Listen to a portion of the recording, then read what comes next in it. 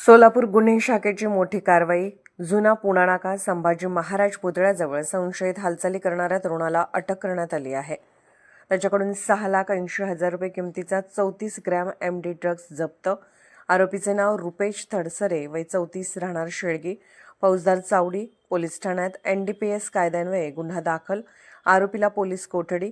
ही कारवाई आयुक्त M. राजकुमार यांच्या मार्गदर्शनाखाली वरिष्ठ निरीक्षक अरविंद माने यांच्या पथकाने केली.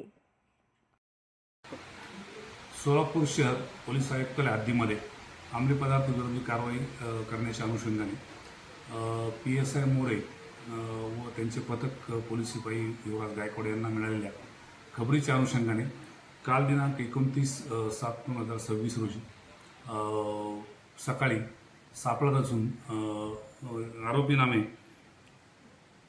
रुपेश प्रदीप थडसरे, वय 34, राहणार सोलापूर, यास ताब्यात घेऊन त्याच्याकडं अंगझडतीमध्ये त्याच्याकडं अंमली पदार्थ मिळून आला होता. सदरचा अंमली पदार्थ हा मोफॅडन असल्याचे प्रथमदर्शनी निष्पन्न झाले नाही. त्या संदर्भात फॉरेन्सिक फॅन वगैरे बोलवून अंमली पदार्थ असल्याचं आणि तो मोफॅडन असल्याचं सिद्ध झालं नाही. त्याच्याविरुद्ध फौजदार चावडी पोलीस स्टेशन या ठिकाणी गुन्हा नोंद क्रमांक 615 कलम 8क22ब व 29 अन्वये NDPS ॲक्ट अन्वये गुन्हा दाखल करण्यात आले आहे. नमूद आरोपीस या गुन्ह्यात अटक केलेली आहे आणि त्याला न्यायालयासमोर हजर केला असता त्याला 2 तारखेपर्यंत पोलीस कस्टडी रिमांड देण्यात आले आहे. नमूद आरोपीकडून पुढील चेन ही शोधण्याचं काम आता प्रगतीपथावर आहे. सदर गुन्ह्याचा तपास PSI बनसोडे आणि करत आहेत.